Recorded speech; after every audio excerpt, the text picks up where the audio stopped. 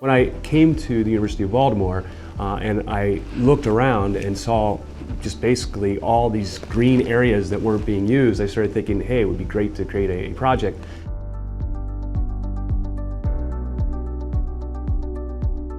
When you look at food deserts, Baltimore has a real problem with that. For people who live in the suburbs, you're used to going to the Safeway. In fact, you might have a Safeway and another store within, like a food line within a mile of each other, where you can go through whole tracts of the city and you won't find any place to find fresh food. The students were learning about food deserts and they were learning about how to solve that problem. It was kind of fun because they're learning about something in theory, but then they're actually building it. And so that building it is the trigger that's going to make them remember that. And by actually putting the boxes out there, now when the students are going by on that ramp, they're going to look up those boxes and they're going to remember, I built that.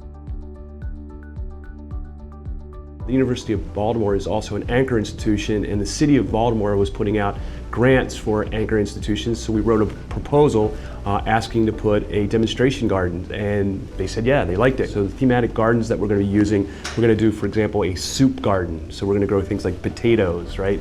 We're going to do a pizza garden. We'll have like oregano and tomatoes. We'll do an herb garden. That's the process we're working out now, is to kind of let people know, hey, there's the gardens there, it's your gardens. Give us a proposal, let's try to play.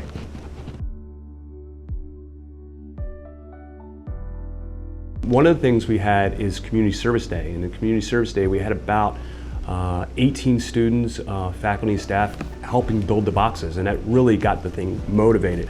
And then there's a number of students who have taken my environmental ethics class who have come from backgrounds in Future Farmers of America, are actually farmers, which you wouldn't think of at the University of Baltimore, and they're so excited to be doing what they like to do that they're volunteering right now. What hopefully I see will happen is that the garden area will become a little bit of a sticky place. And when we say a sticky place, it's where students migrate, they hang out, they enjoy.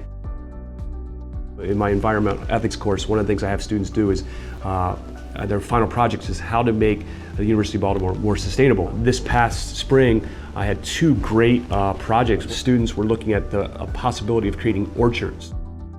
So it would be a perfect spot to bring back that idea that used to exist in cities, that you would have the city orchard or the town orchard. And another group, working independently, came up with the idea of, this is great, a bee project. And so you could put the bee boxes right by the orchard, so you'd have this symbiotic relationship. And the students' project that they gave to me was great, because they said, well, they could also then start supplying the honey that we make to the local restaurants. These are ideas that students come up with. So you give the students an outdoor laboratory and they'll come up with great ideas.